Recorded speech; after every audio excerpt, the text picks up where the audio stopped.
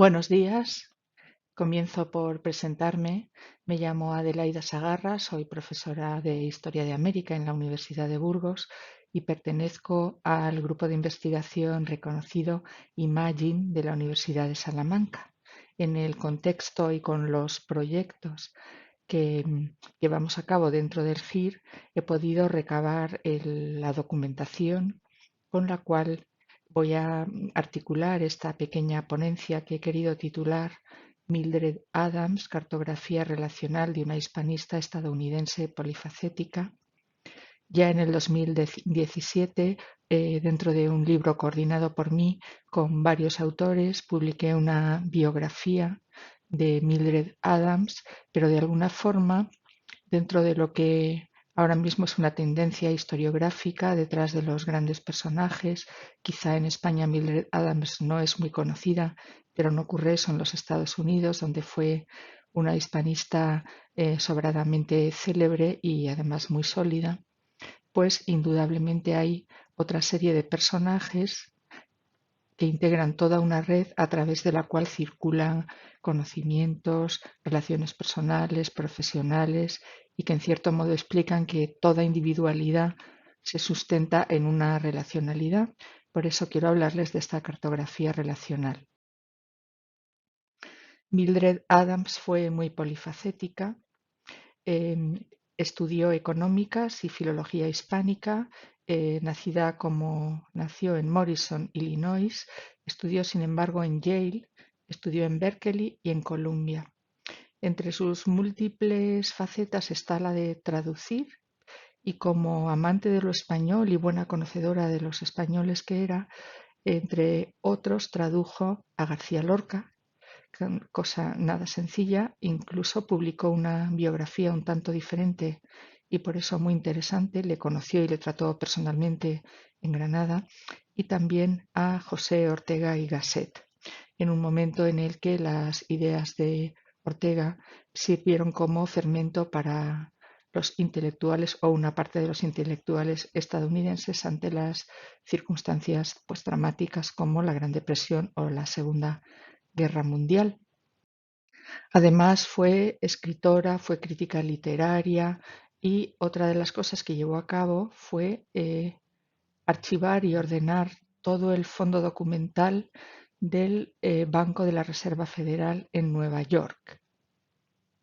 Es decir, como ven, una mujer muy polifacética cuya escritura reivindicativa, vamos a decir así, nace un poco desde el momento en que, a petición de su tía, Gertrude Foster, casada con Raymond Brown, ahí la tienen en la imagen, le pide algunos artículos en defensa del sufragismo, esa solicitud recurrente del voto de las mujeres en Estados Unidos, hasta que por fin se logró. Con ese motivo se instala en Nueva York, cerca de su tía, y conoce, entre otras muchas personas, a Carrie Chapman, una de las grandes organizadoras de los clubes sufragistas femeninos, etcétera. A partir de ese momento, y aunque las mujeres conseguirán el voto en Estados Unidos, toda la actividad reivindicativa de Mildred Adams va a estar siempre vinculada a asociaciones, a clubes de opinión, a tertulias o sectores reunidos para debatir, etcétera, ¿no? En este sentido, insisto, es muy interesante no solo su figura, sino también toda esa red o redes de relaciones variadas que pudo establecer y que en buena parte podemos conocer porque cedió sus archivos a Radcliffe College, que los custodia y los guarda con muchísimo cuidado y los pone lógicamente a disposición de los investigadores.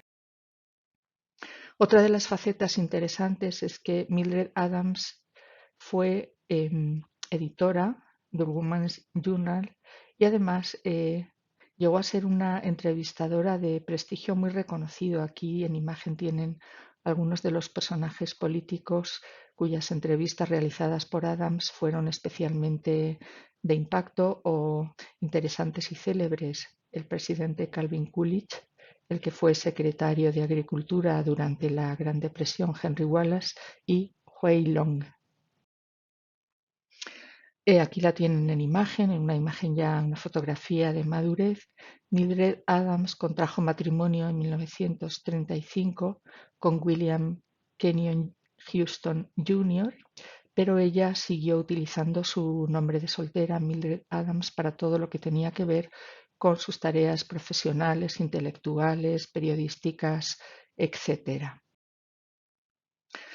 Como les decía, aparte de que conoció la Granada en la que vivía Federico García Lorca en 1928, tuvo la oportunidad de asistir a veladas musicales que nunca olvidó, pues tanto en casa de Manuel de Falla como en otros lugares.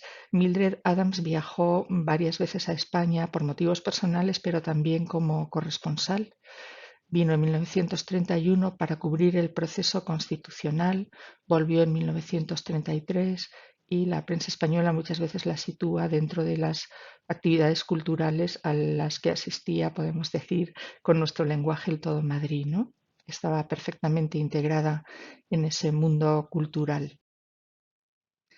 Como les decía, conoció en vida a Federico García Lorca cuando Lorca estuvo en Nueva York, pues Mildred Adams le dio una fiesta en su piso familiar en Nueva York, una fiesta en la que Federico cantó canciones populares españolas, se bebieron caldos españoles, es decir, existía todo un hispanismo pues, que interesaba mucho a determinada élite intelectual estadounidense como una forma distinta de ver la vida y por tanto de enriquecer la sociedad y poder contribuir al progreso de esta.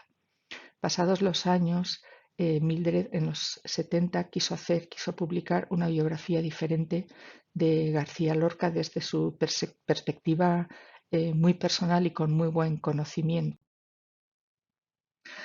Como buena amante de lo español y los españoles, cuando estalló la Guerra Civil, participó en todo tipo de comités de ayuda para España, para los niños españoles, para los refugiados y además hizo lo mismo cuando estalla la Segunda Guerra Mundial a través de distintos comités de rescate nacionales, internacionales, etcétera. Tuvo una acción pues muy decisiva precisamente para rescatar pues intelectuales, judíos, etcétera, de campos de prisioneros, de refugiados, de concentración. Es decir, podemos decir que es una mujer que nunca permaneció al margen de los problemas sociales de su momento, pero no solamente a través de sus escritos o de la posible acción teórica, que también es importante, ¿no? Sino que siempre se implicó en la acción con otras personas. De aquí la importancia de conocer bien sus redes. También trabajó en la Columbia Broadcasting System en la parte educativa. Y son muchos los artículos sobre temas españoles que publicó en New York Times, del que era pues, habitualmente una colaboradora necesaria por su agudeza y su visión. Y además mantuvo un interesante eh, foro de debate llamado Off the Record con otras mujeres que a lo largo de los años 60 pues se plantearon algunos temas tales como la democracia en los países latinoamericanos, la independencia de los países africanos, es decir, toda una serie de cuestiones sociales, geopolíticas, intelectuales o del momento en las cuales ellas a través del debate querían participar. Como les he dicho antes, sus documentos se guardan en el Radcliffe College y simplemente señalar que aquí tienen su firma, esa firma personal con la que concluyó pues tantas realizaciones, entrevistas, artículos, cartas y documentos personales que nos ayudan a conocerla mejor.